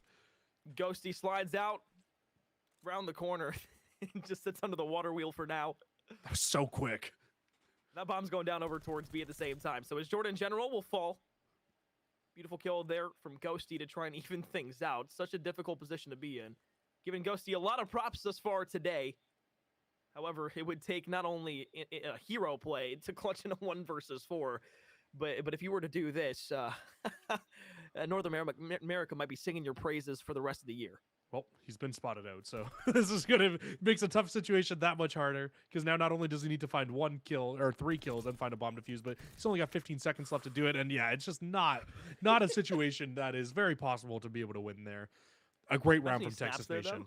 That set nade off the start with the gunfights and the wins over on that left-hand side of the map, absolutely insane. And you know what? Honestly, I liked the play call from whatever it takes. It's something different. You threw a different look at them. Unfortunately, you just got there, and it just Texas Nation read it perfectly, and those set nades were absolutely deadly. 4 rounds in a row from Texas Nation, Jesse. This is turning into a bloodbath here on Bocage. What is this Whatever series? it takes. Dude, again, all notes were thrown out the window at the very start. It's playoffs. It's different. Another set nade there from Kismet will take out Proto. Another round where Texas Nation not only finds the first blood, but has an advantage at 4 versus 3 on the defensive side. Those are probably the nades that we saw in the early round as well, over the top of Grandma's house and just set perfectly into that portion of the map. And now Kismet's in a great spot too, with man advantage. He can actually afford to throw his life away here, just sitting inside of this site. He doesn't really need to challenge anything, because as soon as a challenge comes in from whatever it takes, he should realistically be able to get 1 before even dying, or he maybe even getting out with his life. 2 more kills. We'll have a streak. Bomb starting to make its way through the middle of the map. Wraps back over, though. Ghosty just trying to play through the middle with the rest of the team. You're trying to find a trade here now, but with 35 seconds left, you got to make a decisive play. Do you want to push A? Do you want to push B? And as Brezzy's going to be able to find one onto Zinx, Brack and Ghosty, the last 2 alive. You try to get a nade over the back. Havoc's going to be able to find one. Ghosty onto the site. Player laying down. Another round win. Match point for Texas Nation with a 5-0 lead. Texas Nation. They've won 5 rounds in a row before on this map to whatever it takes, but the last time, whatever it takes, had a 4-round lead to start that off, so it wasn't that serious. This time, though, it's a 5-round lead and 5 in a row to start the game off for Texas Nation. You can't undersize how big this is for this team. They can close it out here. They can go to our winners bracket finals inside of Challengers Elite Stage 1. It really just comes down to just needing to close out 1 final round here in this Search and Destroy, and a very different hit coming in from Texas Nation. It's going to be a bomb moving up towards the B side of the map. How poetic would it be, Jesse, for a reverse sweep to happen here for Texas Nation? And now whatever it takes, basically have to reverse sweep in full sail here on the Search and Destroy, because he's actually going to spot out too. You're going to get the first blood onto Kismet. You drop down. Oh, Brezzy's going to win a big one-on-one up and towards Ghosty, who had the height advantage. Now can back off a bit, but Zinx is going to be there. So, in a round that you have to win, and then an extra 5 on top of that. You get It's your a good first 2 start. kills. The win condition is set right now, but Jordan will be able to pick that bomb back up. You can play it towards B, or you can wrap that bomb back over towards A. Havoc actually makes a great play, a 1 versus 3 here. He's got the first kill, got an automaton, looks over towards the top, snaps onto the player. Maybe, just maybe, in another universe, that kill comes through and they win that 6-0. But in this one here, 1-5, in a potential start to a full sale for whatever it takes. Yeah, I was going to say Havoc at the end of that round, not in the greatest spot, because even if you find that kill, Proto knows exactly where you are at that point. So not a great spot, and he still needed to get bombed down as well. So needed to take that challenge instantly there. Unfortunately, not able to win it out against Proto in that situation. Proto coming with some really nice shots as well with the MP40 at range there to take the automaton out. But you expect pro players to be able to hit those shots at that range, and once again, Texas Nation, it's just going to be a full stack here onto the site. And Havoc's getting aggressive. Him and Kismet find 2. And oh no, this is the end of whatever it takes. 1 versus 4. Brack, what do you have for us? Absolutely nothing. Jordan General, Kismet, and the boys of Texas Nation will get it done. The reverse sweep, what looked like a series, whatever it takes, was going to win their first 3-0 of Stage 1 of Challengers Elite. Guess who? It's Texas Nation, who kicked the door down, bust open the windows, and say, yeehaw, buddy, we're back. This Texas Nation team has no quit inside of them. You saw it. They were down bad through the first couple maps here in this series, Corn. I mean, you lost map 1, which was a 6-0 map for you going into it. You never expect to lose that Gavutu hardpoint, but guess what? You lost it. You go to Tuscan Search and Destroy. You had 1 play on Tuscan Search and Destroy. Put the bomb down at B. It did not work at all for you, except for round number 1. They lose map number 2. You go to map 3, Tuscan Control, and you know what? You're feeling okay about it. You're not in the best situation, not in the worst spot. You go down big in round number 1. You bring it back, get that final defense. You close it out. Starts that reverse sweep off a little bit. Going to Berlin, a map that you lost to whatever it takes the last time, and not in a pretty fashion. And you bring it back. You take the map, and then Bocage. I mean, at that point, it was just momentum. And I mean, a 6-1. You cannot say anything. A couple of those first rounds were close too, where whatever it takes really could have closed them out. But once Texas Nation found 4 or 5 in a row, it was like, I mean, just when are they going to close it out at that point, as opposed to if they'll close it out. Look, I'm not going to lie to you, Jesse. After map number 1, there was that feeling inside of me that I was like, there's a good possibility this reverse sweep goes all the way up to a map number 5. One from the trends of whatever it takes, facing map 5 situations, and of course, Texas Nation just having some sort of composure and clutch gene that I've seen from them since even back in the first cup. So overall, this roster is not to be trifled with, and whatever it takes, you know, you're in the lower bracket now. Oh, North America, you never fail to disappoint. One more time, we'll take a look at the statistics here for this series, rather this map number 5. Again, if you are looking to watch more challengers, specifically for the North America side of things, playoffs are still going on the mainstream. That's also a game 5 if you weren't here beforehand. 18 and cracked with a 4-2 lead on UYU. Again, 18 and cracked. They're another team also trying to reverse sweep the side of UYU, and they're doing a damn good job of doing just that right now, 2 rounds away from being able to take that map number 5, thus the series. Again, Texas Nation awaiting the winner of that game. And then, of course, whatever it takes going down to the lower bracket, will play the loser of 18 and cracked versus UYU. Anyway, statistics-wise, really not a whole lot to talk about except Kismet at 8-4. Everybody for Texas Nation was kind of crazy, and for whatever it takes, well, not a single person went positive, and well, it showed up in the scoreboard because it was a 6-1 steamroll for Texas Nation. And yeah, and this time Havoc didn't even need to drop 17 kills on the map for them to be able to lose the Bocage. They actually win it without him fragging out for the team here. So clearly, maybe that's the answer for Texas Nation. Havoc is supposed to not go off in the search and destroy, and that's how we win search and destroys, Cornmeal. That's exactly what the situation is here. But honestly, I don't even know what anybody is doing still here, if we're being completely honest, when you got that other match going on the mainstream right now. Because I mean, it is looking like that could end up getting real crazy. UYU does take round number 7, so it's a 4-3. It's getting spicy on the mainstream. Well, as Jesse alluded to, again, youtube.com/COD Challengers is where you'll be able to find the rest of the action for North America tonight. That's going to do it for us here on the ClutchGG stream. We appreciate everybody for not only joining us here along the ride, but continuously supporting North American Challengers. My name is McCormiel. With me was Cruisin'. Have a great night, everybody. Go watch the COD Challengers finish on the North American stream at youtube.com/COD Challengers. Go, go, go, go, go. Peace.